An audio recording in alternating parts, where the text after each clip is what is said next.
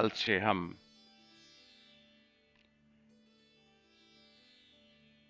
गायत्री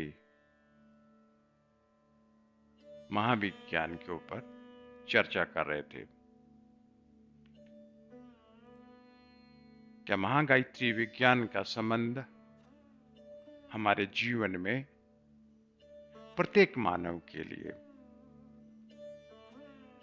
जो भी श्वास से मानव जीवित है, पृथ्वी लोक में गायत्री महादेवी का विशेष संबंध हमारे साथ है। हमने कल चर्चा की थी कि जो भी हम एक दूसरे को हम देख पा रहे हैं, पूरा जो संसार हमारे सामने हमारे सगे संबंधियों का है, हमारे दोस्तों मित्रों का है, एक राष्ट्र का है या अन्य राष्ट्र का है, सभी जो दृष्टिपात हो रहे हैं विविध भाव के साथ भगवती गायत्री की कृपा के कारण ही है।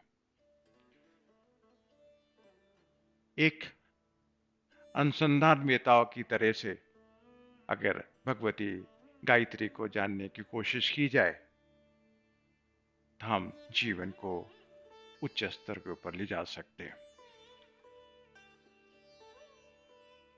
गायत्री महाशक्ति जो किसी एक जन समुदाय की धरोहर नहीं है, जो प्रत्येक मानव, चाहे वो अंग्रेज है, चाहे वो अरबी है, चाहे वो फ्रेंच है, चाहे भारत में रहता है, या पाकिस्तान में रहता है, या बांग्लादेश में रहता है, विश्व में किसी जगह भी रहता है, गायत्री महाशक्ति के साथ उसका जो संबंध है, जो वास्तविक संबंध है, जब तक गायत्री को नहीं जानता तब तक वो अपने आप को समझना उसके लिए इतना आसान नहीं है। जितना हम अपने बारे में जानते हैं उसे बहुत कुछ अधिक अपने बारे में हमें जानना चाहिए। कल हमने बात की थी कि गायत्री के 5 कोश के बारे में, और भगवान शिव, भगवान शंकर जी से पार्वती जी ने पूछा कि आप किनकी साधना करते हैं, तो उन्होंने बोला कि भगवती गायत्री पृथ्वी की जगत माता है, मैं उन्हीं की ही साधना करता हूँ, तभी मैं संसार के सभी लोगों के दुखों को दूर कर सकता हूँ, तभी उनको मैं पूरे संसार के जीवों को सुखी और संपन्न करने में सक्षम है, अपने आप को पाता हूं। मैंने आपको कल कहा था कि हम 5 जो कोश हैं, इन कोशों के ऊपर हम चर्चा करेंगे। आज का दिन जो है अन्नमय कोश के ऊपर चर्चा करने का है। अन्नमय कोश जो हमें शरीर देखने को मिलता है, ये अन्नमय कोश ही कहा जा सकता है, जो अन्न से ही निर्मित होता है, और जो पृथ्वी तत्व है, जो पृथ्वी से हमें जो अन्न खाते हैं, उस अन्न से ही इस शरीर की प्रगति होती है। लेकिन अन्नमय कोश की शुद्धि के बिना हम जब तक दूसरे कोश के ऊपर पहुंचना इतना आसान नहीं है। अन्नमय कोश का जो संबंध है उपवास, आसन, तत्व शुद्धि और तपश्चर्या, इसका संबंध अन्नमय कोश के साथ है। उपवास के ऊपर हम चर्चा करेंगे कि पिछले दिन हमने गायत्री मंजरी में जो भगवान शंकर ने कहा, उपतिकाओं के ऊपर स्वस्थ निर्भर करता है। और उपवास करने से सबसे ज़्यादा फायदा होता है कि हमारे जो शरीर के अंदर उपतिकाएं शुद्ध होती हैं, और जो लाभकारी उपतिकाएं होती हैं वो हमारे लिए सहायक होती हैं, और जो हमारे लिए दुष्ट उपतिकाएं होती हैं उसका दमन होता है, और हमारा जीवन सुखकारी और असाध्य रोगों से हम बच जाते हैं। हम आपके ज्ञान के लिए हम कुछ उपतिकाओं के ऊपर बात करना चाहेंगे। जैसे इंडिका नाम की जो उपतिका है, उपतिका कहते हैं क्या हमारे शरीर में बहुत सारे नशे नाड़ियों के गुच्छे दिखते हैं, लेकिन बहुत रहस्य में नशे नाड़ियां हैं, और उनका संबंध हमारे स्वास्थ्य के ऊपर निर्भर करता है। इंडिका जाति की जो उपतिकाएं हैं उनसे आपको चंचलता, अस्थिरता और उद्विग्नता। दीपिका जाति की उपतिका से गर्मी, क्रोध, जोश, शारीरिक उष्णता। मोचिका जाति की जो उपतिकाओं से अगर उनका ज्यादा विकास हो गया है तो शरीर में पसीना आना, लार आना, कफ आना, पूछा टाइप की काम और वासना, और आप अपनी से आलस है, अधिक निद्रा है, अनुत्साह है और भारीपन है।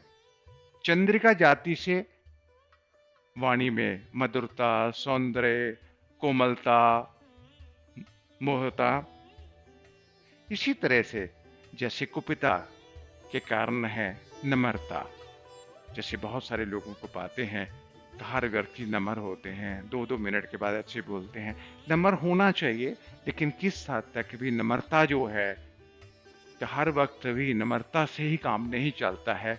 जहाँ नम्रता दिखाने की जरूरत पड़ती है वहाँ नम्रता दिखानी चाहिए।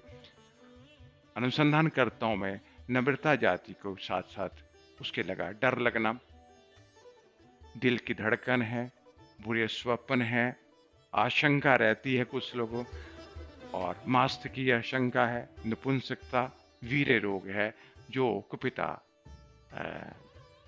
से होते हैं। और खुशारवी के साथ संकोचन है, फोड़े देर से पकते हैं, कफ मुश्किल से होता है, कभी कभी लोगों को कब्ज हो जाती है, या उनको अच्छी तरह से पचता नहीं है शरीर के अंदर, और उनको हमेशा ही प्रॉब्लम रहती है टॉयलेट जाने के अंदर। तो ये गुरसावी उपपिताओं के कारण होता है। और उष्माओं से साथ हांफना, सर्दी में गर्मी का लगना, क्रोध आ जाना, जल्दबाजी, रानी हर काम में ही जल्दबाजी हमेशा है। अमाया के साथ आपका युक्ता है, मजबूती है, कठोरता है, गंभीरता है, हठधर्मी है। और युक्ताएं के साथ क्रूरता है, दुरुस्तता है, पटपीन चोरी है, जुआ है, चौथकार है, ठगी है, ऐसे लोगों के बीच में पाई जाती है। और असिता जो है संतान की उत्पत्ति है, उद्गीत है संतान बंद हो जाना। बहुत सारी ऐसी उपतिकाओं के बारे में अगर हम आयुर्वेदिक शास्त्र में, वैदिक विज्ञान के बारे में हम चर्चा करेंगे, क्योंकि ये चर्चा इतनी लंबी है, इतना गहरा अनुसंधान है, और जिसकी चर्चा आज की डेट में, क्योंकि मेडिकल साइंस की हम बात नहीं कर रहे हैं, हम एक आसान तरीका ढूंढना चाहते हैं कि इन सारों चीज़ों से जितने भी उपतिकाएं हैं वो सारे के सारे हमारे लिए ठीक हो जाएं, जिससे हमारा जो शरीर है स्वस्थ हो जाए। उपवास उपवास सोमवार से शुरू करिए, सोमवार का, मंगलवार, बुधवार, वीरवार, शुक्रवार, शनिवार, इतवारवार, और एक उपवास की ही लंबी श्रृंखला है जिसके बारे में बड़े बड़े प्रवचन सुनने को मिलते हैं। लेकिन गायत्री का जो उपासक है, रविवार वाला दिन उपवास के लिए श्रेष्ठ माना गया। नवरात्रि के अंदर व्रत रखते हैं, उपवास रखते हैं, उससे हमारा अन्न में कोश शुद्ध होता है।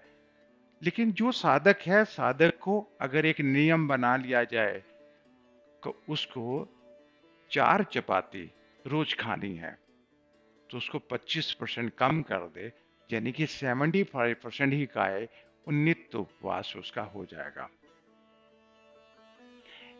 कि ये हमारा शरीर सारा दिन इसको हम सिर्फ खाने में इस्तेमाल करें, ये नहीं है। हम उपवास का मतलब है कि हम उतना ही अन्न खाएं जितना इस शरीर को संचालित करने के लिए अति आवश्यक है। तो उपासना, जहां तक मैं कहता हूं कि आप रविवार वाले दिन एक टाइम उपवास रखिए और सूरज के सामने आप सुखासन में बैठ जाइए, तो आप देखते क्या है कि पूरे सूर्य भगवान आपके अंतर में ही प्रवेश कर जाएंगे। धीरे धीरे आप देखेंगे कि उपतिकाएं अपने आप ही, सारी उपतिकाएं जो सहायक उपतिकाएं हैं, जो आपको हमेशा ही मददगार होती हैं, वो काम करेंगी। लेकिन जो ऐसी उपतिकाएं हैं वो धीरे धीरे खत्म हो जाएंगी और बिल्कुल शरीर स्वस्थ हो जाएगा। उपवास का सीधा सीधा जो संबंध है, अन्नमय कोश को इतना शुद्ध कर दिया जाए कि उपतिकाएं बिल्कुल ही आपकी जो शरीर के लिए सहायक नहीं है, उनको पूरी तरह से शांत कर दिया जाए। आसन योग का भावार्थ जो है जीवात्मा का आत्मा के मिलन को योग कहते हैं। लेकिन अष्टांग में योग का बहुत श्रेष्ठ स्थान है। लेकिन हम अगर आज योग के बारे में ही बताना शुरू करेंगे तो आज लोग योगासन करते हुए भी उनको पूरी जिंदगी हो गई है, उनको योग से कुछ लेना देना नहीं है। लेकिन श्रेष्ठ जो सुखासन है, जो आसन है, आसानी से आप साधना में बैठ सके, वही आसन सर्वश्रेष्ठ आसन है। मैं जब साधना में उतरा था कि मैंने जब आसन की बात की, तुम सुखासन लगाना जानते हो तो यहीं से शुरू करो, क्योंकि भगवती महाशक्ति योग माता जो कुंडली शक्ति जागरण हो जाने का समस्त आसन स्वयं सिद्ध हो जाते हैं। ये साधकों के लिए एक संदेश है कि आसन सभी श्रेष्ठ हैं, लेकिन भगवती योग माता कुंडली शक्ति जागरण होने पर समस्त आसन स्वयं ही सिद्ध हो जाते हैं और प्रथम प्रयास उसको कुंडली शक्ति जागरण करने के ऊपर ही करना चाहिए। आसन का एक अपना विज्ञान है, लेकिन आज जो चर्चा हम कर रहे हैं आसन के ऊपर चर्चा नहीं कर रहे हैं। कि मैं जानता हूं देवी भागवत में महादेवी ने एक ही बात कहा, जितने भी प्रयास हैं हमारे अंतःकरण को शुद्ध करने के लिए हैं। तो अन्नमय को शुद्ध करने के लिए आसन जो सुखासन है, चाहे सूर्य नमस्कार जब रविवार को आप करते हैं, सूर्य नमस्कार जो सर्वश्रेष्ठ आसन है, और गायत्री साधक को अगर सूर्य नमस्कार करता है और इतवार रविवार को अपना व्रत रखता है, उपवास करता है, और उसके लिए सर्वश्रेष्ठ आसन माना जाता है। अन्नमय कोश में जो तत्व शुद्धि है उसका विशेष महत्व है, जो आज हम आपसे चर्चा करना चाहते हैं। पृथ्वी तत्व की शुद्धि। हमारा शरीर 5 तत्वों से बना है: पृथ्वी, जल, अग्नि, वायु और आकाश। जो हम अन्न खाते हैं उसी से हमारा शरीर निर्मित होता है, लेकिन हमारे अन्नमय कोश का जो पृथ्वी के अंदर, हमने पहले एक चर्चा की थी, पृथ्वी का एक गुण है जिसका सुगंध है। लेकिन सभी तत्वों के जो गुण है उसका संबंध हमारा पृथ्वी तत्व के साथ है, चाहे जल का तरलता का है, अग्नि का रूप के साथ है, वायु का स्पर्श के साथ है और आकाश का शब्द के साथ है। पृथ्वी तत्व में सारे तत्व भी पाए जाते हैं, जबकि मूल तत्व जो हमारा है सुगंध का है। जो हम अन्न खाते हैं, अगर हम सात्विक अन्न खाते हैं तो हमारा पृथ्वी तत्व शुद्ध होगा। अगर हम कोई ऐसा अन्न जिसके अंदर हम सात्विक खाना नहीं होता है, मांस होती है, ऐसा हम खाना खाते हैं, उससे पृथ्वी तत्व अशुद्ध होता है। इसलिए जितना भी संत महात्मा साधु समाज है, सभी लोग कहते हैं कि साधक को सात्विक अन्न ही खाना चाहिए और सात्विक अन्न खाने से पृथ्वी तत्व की शुद्धि होती है। अब जल तत्व की शुद्धि के अंदर है कि आज की डेट में शुद्ध जल पीना चाहिए। जितनी इन सालों के अंदर, मैंने पिछले 20, 25, 30 साल के अंदर इंडिया में या पूरे वर्ल्ड के अंदर प्योर वाटर पीने के लिए जो इतनी बड़ी मुहिम है, कि मैं कह सकता हूं कि मैं ऐसे पीरियड के अंदर पैदा हुआ जहां पर शुद्ध जल मिलता है। लेकिन कुछ ऐसा वक्त भी मैंने बचपन में देखा कि जहां पे शुद्ध जल नहीं मिलता था। पूरे हिंदुस्तान में शुद्ध जल की अवेलेबिलिटी नहीं थी। लेकिन हम अगर जल के साथ हम पीते हैं तो हम जूसेस पीते हैं, लेकिन हम जल के साथ हम दूसरे है कि हम शाम को हमें एक अच्छी ब्रांडी चाहिए, अच्छी शराब चाहिए। उसे पीने से आपका जल तत्व जो है अशुद्ध होता है, उसमें तरह तरह की बीमारियां आपको होती ही है। तो हमें जल भी जो ग्रहण करना है वो सात्विक होना चाहिए। अशुद्ध तामसिक जल को ग्रहण नहीं करना चाहिए। अग्नि तत्व, अग्नि तत्व में हम, क्योंकि हमारा जो अग्नि का जो रूप होता है, गुण जो रूप होता है, जो ही पूरी जिंदगी भर खूबसूरत बने रहना चाहते हैं, पूरी जिंदगी भर में यौवनवन बने रहना चाहते हैं, उनका अग्नि तत्व शुद्ध होना बहुत जरूरी है। और अग्नि तत्व शुद्ध करने के लिए जैसे आप हवन जग करिए, शुरू शुरू में आप गायत्री साधना करते हैं तो रविवार को बैठ के खुद ही अग्नि प्रज्वलित कर दीजिए। अगर आपको वैदिक मंत्र नहीं आते, कोई बात नहीं, आप प्रणाम करते हुए भी गायत्री मंत्र के साथ आहुतियां करते हैं अग्नि में, तो उसमें अग्नि तत्व शुद्ध हो ही जाता है। वायु तत्व में आपको अच्छे हवादार घरों में रहना है। दूषित वायु आपके लिए बहुत नुकसानदायक होती है। अभी जो हमारा जो पोल्यूशन कंट्रोल बोर्ड है हमेशा ही चिंता करता रहता है कि दिल्ली में इतना पोल्यूशन हो गया, दूसरी जगह इतना पोल्यूशन है। शुद्ध वायु में रहते हुए आपको जीवन जीना चाहिए, उससे आपका वायु तत्व शुद्ध होता है। और आकाश तत्व के अंदर, क्योंकि उसका गुण जो है शब्द है,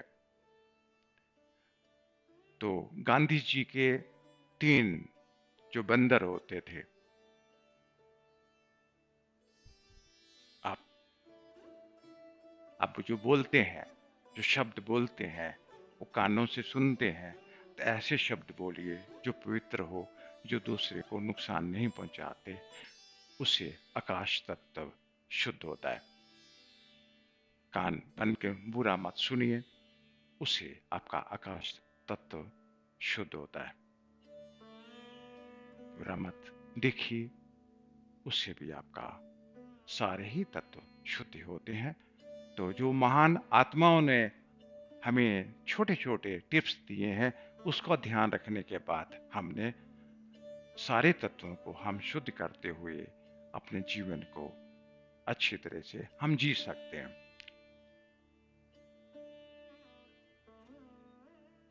भगवान शंकर अन्य कोश को शुद्ध करने में तपश्चर्या, तप, बचपन से ही भगवती उनको कहती थी, तप करो, तप करो, तप करो। मैं भी कहता हूं कि तप करो। गायत्री का ये मंत्र पूरे विश्व में सर्वश्रेष्ठ मंत्र माना जाता है और बहुत लोग इस मंत्र के साधक हैं। ओम भूर्भुवः स्वः तत्सवितुर्वरेण्यं भर्गो देवस्य धीमहि धियो यो नः प्रचोदयात्। ओम भूर्भुवः स्वः। मूलाधार स्वादिष्ठान मणिपुर। ओम भूर्भुवः स्वः। जहां पे आगे तत्सवितुर्वरेण्यं भर्गो देवस्य धीमहि धियो यो नः प्रचोदयात्। जहां पर जो भावत परब्रह्म परमात्मा, प्रकाश रूप परब्रह्म परमात्मा हृदय में ही है और उसी सत्य पुरुष परमात्मा के ऊपर पहुंचाने वाला भगवती का जो सर्वश्रेष्ठ मंत्र है, जो भगवान शंकर कहते थे कि अपने हृदय में ही जो सत्य प्रकाश है, जो जीवात्मा ही पूज्य है, वहां तक पहुंचाने वाला भगवती का जो मंत्र है, इसका भाव अर्थ यही है कि 3 लोक से परे जो चौथे लोक में ही, इसी जगह पे ही, आपके शरीर में ही, जो हृदय में परमात्मा है। ओम भूर्भुवः स्वः। ओम यानी कि मूलाधार स्वादिष्ठान मणिपुर चक्र। ओम भूर्भुवः स्वः। तत् हृदय, तत्सवितुर्वरेण्यं भर्गो देवस्य धीमहि धियो यो नः प्रचोदयात्। इस साधना को जैसे जैसे आप इस साधना को करते हैं, तो भूलोक में हमारे मूलाधार में भगवती जो कुंडलिनी शक्ति है, जिसको हम वैदिक लैंग्वेज में गायत्री देवी ही कहते हैं, वो जागृत होने के बाद हमारे हृदय में जो हम स्वयं ही हैं, उनको लेके सूक्ष्म मार्ग से निकलते हुए वो अखंड आकाश में चली जाती है। यही एक पूर्ण आहुति है। तो मेरे जीवन का ये सर्वश्रेष्ठ मंत्र है और इस मंत्र के साथ ही भगवती के दर्शन संभव है। तो भगवती गायत्री देवी के दर्शन होते हैं, ऐसा जानते हुए, ऐसा मानते हुए कि ये सिर्फ मंत्र ही नहीं है, आपके शरीर से ही भगवती गायत्री प्रकट होती हैं। अगर आत्मा ही परब्रह्म परमात्मा है, तो उस परब्रह्म परमात्मा की शक्ति का नाम ही भगवती गायत्री है। यही एक अध्यात्म का बहुत बड़ा विज्ञान है। भगवान शंकर ने बोला था कि शिव का स्वरूप है कि तुरीयावस्था में पहुंचने के बाद आप भगवान शिव का पूजन कर सकते हैं।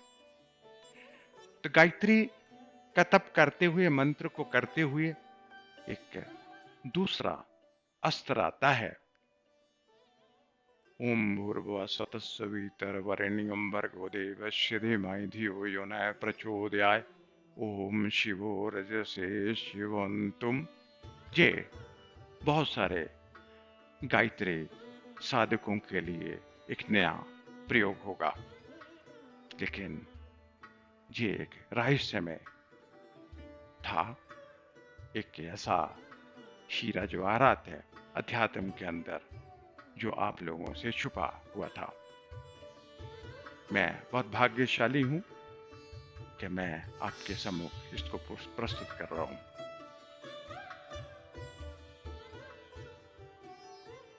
ओम भूर्भुवः स्वतः सवितर्वरेण्यं भर्गो देवस्य धीमहि धियो यो न प्रचोदयात्। ओम शिवो रजसे शिवंतुम। ये मंत्र भूलोक से लेकर तुरीय अवस्था तक पहुंचाने वाला मंत्र है। ये गायत्री मंत्र साधना का अस्त्र 2 है। गुरु की आज्ञा से इस मंत्र का ऊपर भी साधना करनी ही चाहिए। जैसे जैसे आप गायत्री साधना करते हैं, उसके बाद इसके ऊपर दूसरा प्रयोग जो शुरू हो जाता है गायत्री साधना का, जिसको हम तुरिया गायत्री के नाम से, 32 शब्द वाली गायत्री के नाम से जानते हैं। गायत्री साधना में एक स्तर 3 आता है, जो अनुसंधान करते हुए जो श्रेष्ठ स्थिति आती है। ओम भूर्भुवः स्वतः सवितर्वरेण्यं भर्गो देवस्य धीमहि धियो यो न प्रचोदयात्।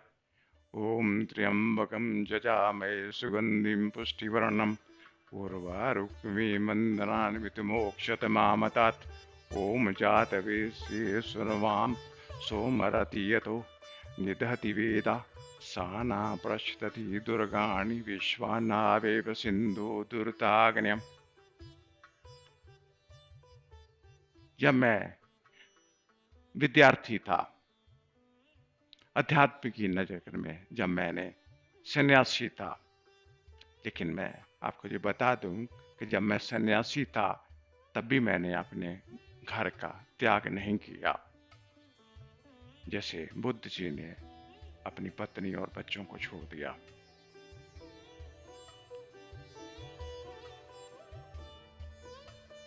मैं जब इस प्रयोग को करता था, इस मंत्र के प्रयोग को करता था, तो मैं ब्रह्मनंदर से परे निकलकर अनंत आकाश में चला जाता था। और मुझे लगता था कि जब दाईं तरफ देखता था तो मैं नीचे खेत खलियान देखता था। जैसे हम प्लेन में बैठ के खिड़की खोल के देखते थे कि नीचे से खेत खलियान चल रहे हैं, प्लेन चल रहा है। ये मंत्र का प्रयोग ऐसा एक स्थिति में आता है कि आप वायु गमन कर सकते हैं और खुले अनंत आकाश में आप सैर कर सकते हैं, कहीं भी आप जा सकते हैं। ये सर्वश्रेष्ठ गायत्री का मंत्र आपके सामने मैं प्रस्तुत कर रहा हूं, क्योंकि ये कुछ गायत्री विज्ञान के बारे में कुछ ऐसे ही जवाहरात हैं, ऐसे मंत्र, सर्वश्रेष्ठ मंत्र हैं जो सभी पात्रों के लिए सम्मुख रखने चाहिए। मैंने पहले दिन आपको बोला था कि मैं मास्टर हूं, कंजूस नहीं हूं ज्ञान देने में। मेरे को तो पात्र साधक की आवश्यकता है, विद्यार्थी चाहिए।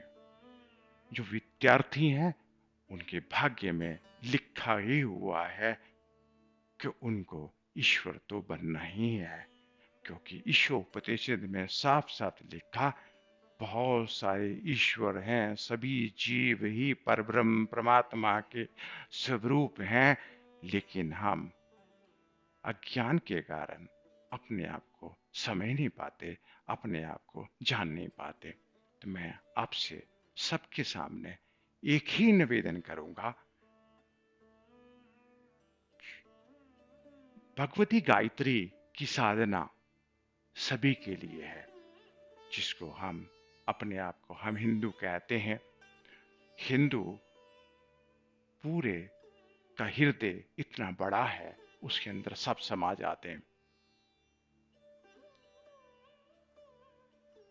हम जो सनातन को मानते हैं, हम कहते हैं कि एक ही परमात्मा है, सब जगह पूरे विश्व में एक परमात्मा है, भगवती गायत्री सभी के साथ उसका जातीय संबंध है, भले ही वो उसको जानते हैं या नहीं जानते हैं। जितनी भी भाषाएं हैं, संस्कृत ही उसकी जननी है और भगवती गायत्री ही संस्कृत जो हमारा मस्तिष्क है, हमारा जो योगिक चक्र है, उसी से ही, उन्हीं शक्तियों से ही हमारा शरीर संचालित है। जिसको आप अन्नमय कोश, जो शरीर देखने लायक आपको मिलता है, जे हमारी आत्मा से ही चैतन्य है, हमारे भगवती गायत्री द्वारा ही संचालित है। हमारा शरीर ना शाम को शराब पीने के लिए है, ना हमारा शरीर शाम को जुआ चोरी डकैती करने के लिए नहीं है। हमें अपने आप में सुधार तो लाने ही होंगे। जब हम अपने आप में सुधार लाते हैं तो ये संसार बहुत सुंदर है। जिस संसार में रहना और इस संसार में जीवन जीना, शिव में जीना सर्वश्रेष्ठ है। हम वही काम करने जा रहे हैं जो भगवान शंकर ने जिस तरह से साधना की थी, उसी साधना पद्धति को हम बता रहे हैं। यही मैं कहना चाहता हूँ कि जो भगवान शंकर जी ने जिन साधनाओं को किया, उन्होंने सभी अपने जितने भी अनुयायी हैं, सभी भगवान शिव के जो साधक हैं, उन सबको कहता हूँ, गायत्री साधना एक प्रारंभ है। इस प्रारंभ के साथ अपने जीवन को आप सुधार सकते हैं। कल हम भगवती गायत्री के दूसरा मुख जो है प्राणमय कोश, उसके ऊपर चर्चा करेंगे और बहुत विशेष है। और क्योंकि हमारा जो जीवन है प्राण के ऊपर निर्भर होता है, और प्राण निकल हो जाते हैं, मृत्यु हो जाती है। बहुत सारे रहस्य आपको प्राणमय कोश में मिलेंगे। और प्रणाम करना ही सिर्फ प्राणमय कोश नहीं है, प्राणमय कोश के और सारे प्राणों के रहस्यों के कल हम अवगत आपको कराएंगे। और कल आपको सबको निमंत्रण है। तब तक के लिए आप सबको मैं आशीर्वाद देता हूँ।